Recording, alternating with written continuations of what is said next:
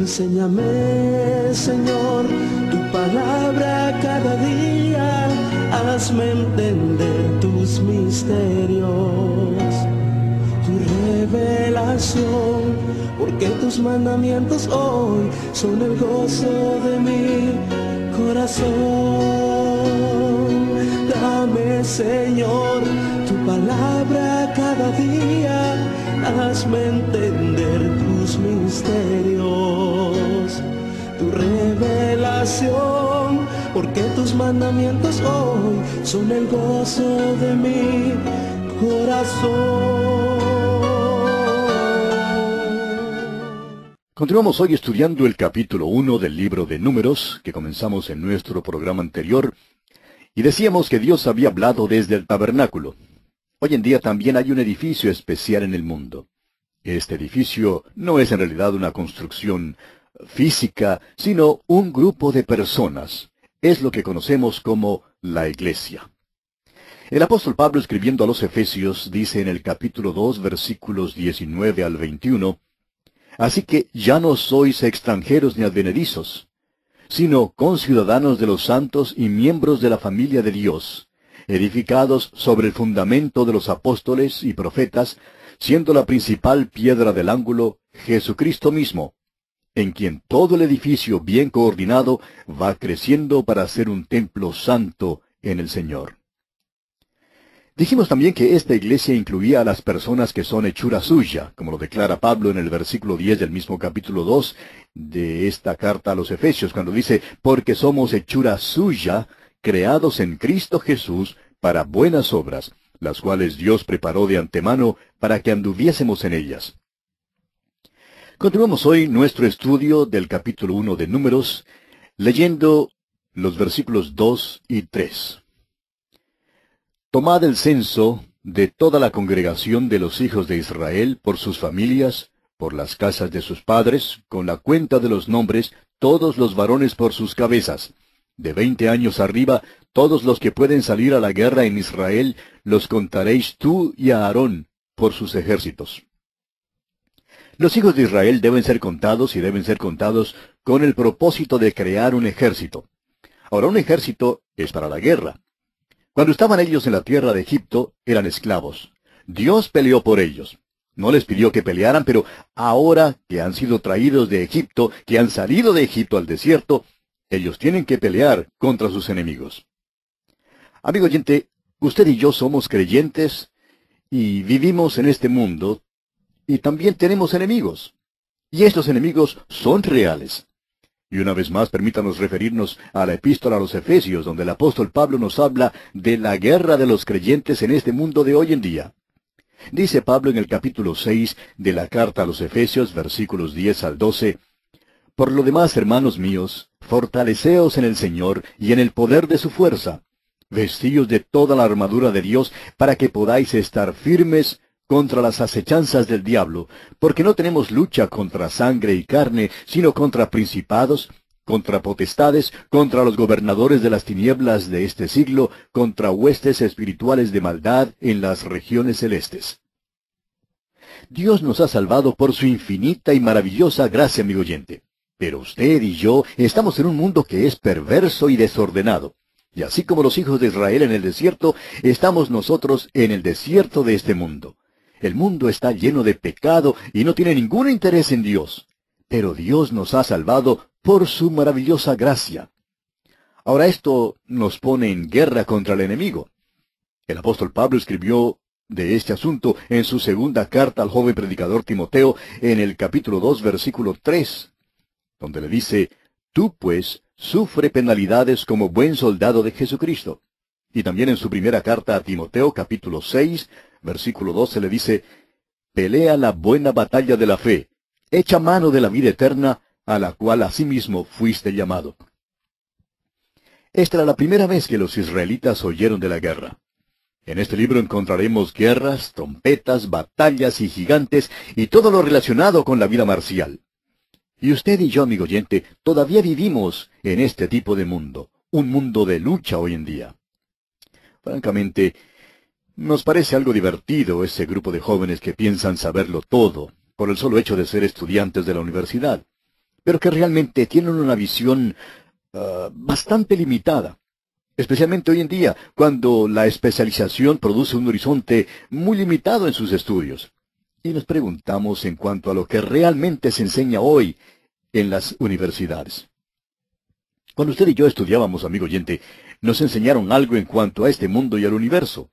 Pero parece que algunos de estos jóvenes creen que todo lo que es necesario es decir paz y que ya habrá paz. Hablan de amar y de no guerrear. Pero lo que pasa en muchos casos es que muchos de estos causan disensión y problemas mientras hablan de paz. No saben nada de la paz y no conocen lo que es lo fundamental. Parece que no comprenden que vivimos en un mundo que es perverso y que hay hombres malos en todo nuestro derredor y que habrá guerras y luchas, nos guste o no nos guste. Y este hecho es una de las cosas terribles en cuanto a este mundo. Continuemos ahora con el versículo 4 de este capítulo 1 de Números. Y estará con vosotros un varón de cada tribu, cada uno jefe de la casa de sus padres. No parece nada conmovedor a la manera en que el libro principia aquí con el censo. No es una historia como aquellas novelas de misterio, ni como uno de los dramas en la televisión producidos por Alfredo Hitchcock. A primera vista uno creería que tenemos aquí 54 versículos repletos con detalles de poca importancia y de lectura bastante pesada. Pero es necesario recordar, amigo oyente, que estos detalles eran importantes para Dios. Y si reconociéramos algunas de las grandes verdades que hay aquí, también hallaríamos muy conmovedora e interesante su lectura. En primer lugar, este versículo 4 indica que Dios tiene interés en los individuos. Los movimientos en masa tienen su lugar y desempeñan su papel, pero Dios tiene interés en los individuos redimidos, tiene interés en cada individuo en particular. Moisés y Aarón habían recibido la orden de tomar un censo y se les prometió que tendrían un ayudante de cada tribu. Encontramos aquí los nombres de los ayudantes. Y si usted cree que vamos a leer esta lista, pues se equivoca, amigo oyente, porque esos nombres son muy difíciles de pronunciar. Sin embargo, esto sí revela que cada nombre en la lista era importante para Dios. Deseamos demostrarle un solo caso para que usted vea que estos nombres tienen un profundo significado. Si uno comprende el sentido hebreo de los nombres, cada uno le dará un mensaje maravilloso. Leamos pues el versículo 5 de este capítulo 1 de Números. Estos son los nombres de los varones que estarán con vosotros. De la tribu de Rubén, Elisur, hijo de Sedeur. Esto no parece muy interesante ni conmovedor, pero permítame explicarle. Rubén era el hijo mayor de Jacob, pero fue puesto a un lado y no recibió la bendición de la primogenitura. Leemos allá en Génesis 49, versículos 3 y 4, Rubén, tú eres mi primogénito, mi fortaleza y el principio de mi vigor, principal en dignidad, principal en poder, impetuoso como las aguas, no serás el principal, por cuanto subiste al lecho de tu padre, entonces te envileciste subiendo a mi estrado. ¿Ve usted? Rubén, impetuoso como las aguas. El hombre elegido de esta tribu tendría que ser un tipo diferente. Elisur, el hijo de Sedeur, era aquel hombre, pues Elisur significa mi Dios es una roca, y Sedeur significa el omnipotente es fuego. ¿Ve usted? Esto se está volviendo interesante, ¿no le parece? Es posible que este hombre Elisur, mi Dios es roca, perteneciera a una tribu impetuosa como las aguas, pero él conocía a una roca que es firme. Es como la mujer escocesa que dijo, yo muy bien puedo temblar en la roca, pero la roca nunca temblará debajo de mí. Ahora recuerde usted que ellos habían cantado en el cántico de Moisés que Dios era su roca, y ese hombre había aprendido eso. Él sabía que Dios es una roca en tierra de cansancio y que Él es una roca que es un fundamento sobre el cual podemos apoyarnos firmemente. Es maravilloso saber, amigo oyente, que usted puede ser una persona impetuosa y proceder de una familia impetuosa, pero que hay una roca para usted. Mi Dios es una roca. Bien, pasemos ahora al versículo 18 de este capítulo 1 de Números. Y reunieron a toda la congregación en el día primero del mes segundo, y fueron agrupados por familias, según las casas de sus padres, conforme a la cuenta de los nombres por cabeza de 20 años arriba.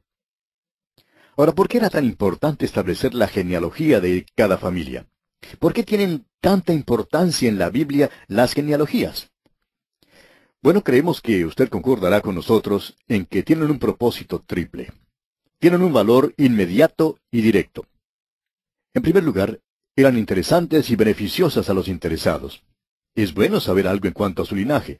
Lo que ocurre es que desafortunadamente hay muchas personas que sienten gran orgullo en cuanto a sus antepasados, en cuanto a su linaje.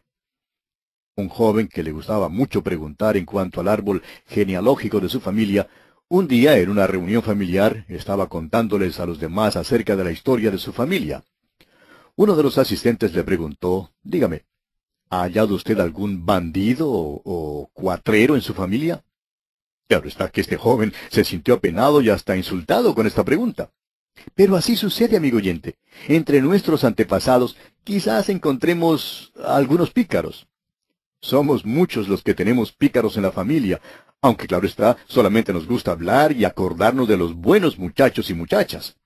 Pues bien, una genealogía siempre es algo interesante y siempre tiene importancia, especialmente cuando aparece aquí en la Biblia. Ahora, en segundo lugar, la razón por la cual algunos nombres y genealogías se dan con tanto cuidado en la Biblia, mientras otros se omiten, es porque la genealogía que nos interesa es la que nos conduce hasta Jesucristo. Vimos en nuestro estudio del libro de Génesis cómo la línea rechazada se mencionaba primero, y luego era dejada y olvidada. Luego la línea genealógica que conducía al Señor Jesucristo se daba, y es la línea que se sigue por toda la Biblia. El Nuevo Testamento en realidad principia con una genealogía. Todo el Nuevo Testamento o bien se sostiene o se cae en la exactitud de esa genealogía. Esta genealogía estaba registrada y probablemente fue puesta de manifiesto en el templo de aquel entonces. Era algo que se podía verificar con toda facilidad. Es importante notar que la exactitud de la genealogía de Jesucristo nunca ha sido dudada por sus enemigos. No han encontrado ninguna falla en ella. Y en tercer lugar, las genealogías son importantes porque Dios prohibió el matrimonio entre parientes, o entre judíos y personas de otras razas. Y era esencial que a un verdadero israelita le fuera posible declarar su linaje. Ellos eran los beneficiarios del pacto hecho con Abraham. La genealogía era necesaria para poder determinar quién era elegible para el sacerdocio. Aquellos que no tenían un linaje apropiado simplemente eran excluidos del privilegio del sacerdocio. Un ejemplo de esto lo encontramos allá en el libro de Nehemías. En el capítulo 7 de ese libro, versículos 63 y 64, leemos, «Y de los sacerdotes, los hijos de Abaía, los hijos de Cos y los hijos de Barzilai, el cual tomó mujer de las hijas de Barzilai Galaadita y se llamó del nombre de ellas. Estos buscaron su registro de genealogías y no se halló, y fueron excluidos del sacerdocio». Los levitas que no podían declarar su genealogía eran excluidos del sacerdocio. Ahora hay un mensaje en todo esto para nosotros hoy en día, amigo oyente. ¿Se puede usted imaginar de alguien preguntándole a un joven de aquel entonces, «Oye, ¿eres tú israelita?» Y si contestaba, «Pues espero que sí, pero no puedo estar seguro sino hasta cuando me muera». ¿Qué cree usted que le sucedería? Pues le habrían rechazado. Ahora supóngase que otro joven pasara adelante y que le preguntaran, «¿Y tú, eres israelita?» ¿Qué cree usted que le harían si contestara, «Pues trato de ser israelita, pero estoy ocupándome en ello y algún día espero llegar a serlo»? ¿Habría sido eso aceptable? ¿Ve usted cuán importante era que declararan que eran en realidad israelitas? Cada uno tenía que saber, tenía que estar seguro de que era hijo de Abraham. Ahora, amigo oyente, permítanos hacerle una pregunta. Es una pregunta bastante personal. ¿Le es posible a usted declarar su genealogía, es decir, como cristiano? Si no le es posible, permítanos entonces decirle que más vale poder declararlo. Escuche esto. El apóstol Juan en su primera carta, capítulo 3, versículo 2, dice, «Amados, ahora somos hijos de Dios, y aún no se ha manifestado lo que hemos de ser. Pero sabemos que cuando Él se manifieste, seremos semejantes a Él, porque le veremos tal como Él es». ¿Puede usted decir esto, amigo oyente? ¿Que es hijo de Dios? Ahora, ¿cómo se llega a ser hijo de Dios? El apóstol Pablo, escribiendo a los Gálatas, dice en el capítulo 3, versículo 26, pues todos sois hijos de Dios por la fe en Cristo Jesús. ¿Se fijó, amigo oyente? Por la fe en Cristo Jesús. No hay otra manera. Usted llega a ser hijo de Dios mediante la fe en Cristo Jesús. El Señor dice en Juan 1:12, mas a todos los que le recibieron, es decir, a los que recibieron al Señor Jesús, a los que creen en su nombre, les dio potestad de ser hechos hijos de Dios. Y el apóstol Pablo declara una vez más en Gálatas 3:29, y si vosotros sois de Cristo, ciertamente linaje de Abraham sois, y herederos según la promesa. Y en su carta a los Romanos capítulo 8 versículos 14 al 17 dice, porque todos los que son guiados por el Espíritu de Dios, estos son hijos de Dios. Pues no habéis recibido el espíritu de esclavitud para estar otra vez en temor, sino que habéis recibido el espíritu de adopción, por el cual clamamos, Abba, Padre. El Espíritu mismo da testimonio a nuestro espíritu de que somos hijos de Dios. Y si hijos, también herederos, herederos de Dios y coherederos con Cristo, si es que padecemos juntamente con Él, para que juntamente con Él seamos glorificados. Amigo oyente, a usted le es posible saberlo. Puede nacer de nuevo por la sangre de Cristo y así llegar a ser miembro de la familia de Dios. Él es el único camino. En esta jornada por el desierto hoy en día, amigo oyente, tiene que saber quién es. Tiene que saber que es hijo de Dios. Si no está seguro de ello, debe entonces asegurarse. Ahora, ¿cómo puede estar seguro? Pues simplemente fiándose de la palabra de Dios. Él dice que si usted pone su confianza en Cristo, Él será su Padre. Si usted ha confiado en Cristo, puede descansar en la palabra de Dios. Usted es su hijo. No es lo que pensamos ni lo que sentimos lo que hace que esto sea verdad. Es la palabra de Dios que lo verifica. Usted puede ver, pues, cuán importante era esto para el pueblo de Israel. Para poder estar en el ejército, para poder guerrear, para poder mantenerse, para poder hacer cualquier cosa, tenían que declarar su linaje. Hay muchos escudos colgados en las paredes de West Point, la Academia Militar Nacional de los Estados Unidos, pero hay un solo escudo allí que permanece en blanco. Es el escudo de Benedicto Arnold, quien traicionó a su país y por eso llegó a ser el hombre sin patria. Muchísimos cristianos son como ese hombre hoy en día. Profesan ser cristianos, pero no pueden escribir sus nombres en sus escudos. No pueden decir con toda certeza, soy hijo de Dios por la fe en Jesucristo. Cada uno, amigo oyente, tiene que saber, tiene que estar seguro que es hijo de Dios, que pertenece a la familia de Dios. Tememos que hoy en día hay muchísima amnesia espiritual, y es tan importante que un cristiano sepa y recuerde que es hijo de Dios. El apóstol Juan en su primera carta, capítulo 5, versículos 12 y 13 dice, el que tiene al Hijo, tiene la vida. El que no tiene al Hijo de Dios, no tiene la vida. Estas cosas os he escrito a vosotros que creéis en el nombre del Hijo de Dios, para que sepáis que tenéis vida eterna y para que creáis en el nombre del Hijo de Dios. Pablo podía decir, porque yo sé a quién he creído, y estoy seguro que es poderoso para guardar mi depósito para aquel día. Sí, amigo oyente, es de vital importancia que un cristiano esté completamente seguro y recuerde constantemente de que es hijo de Dios. Pero si usted, amigo oyente, no es un hijo de Dios, es decir, todavía no pertenece a la familia de los redimidos por la sangre de Jesús, usted puede llegar a formar parte de la familia de Dios ahora mismo, sometiéndose a Dios y entregando total e irrestrictamente su vida en las manos del Señor Jesús, para que Él le transforme completamente en una nueva criatura, controlada por el poder del Espíritu Santo.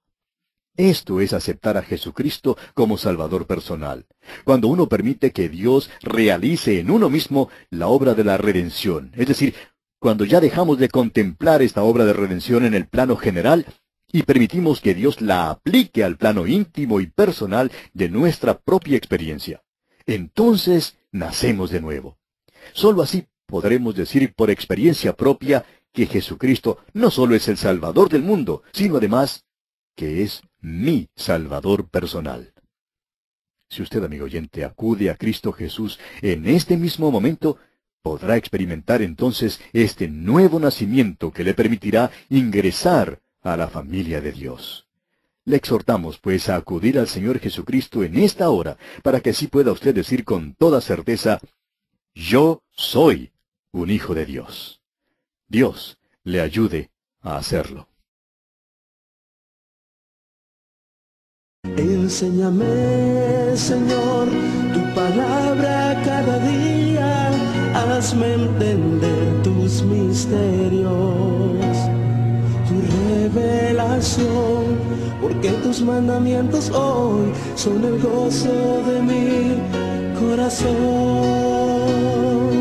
Dame, Señor, tu palabra cada día, hazme entender tus misterios, tu revelación, porque tus mandamientos hoy son el gozo de mi corazón.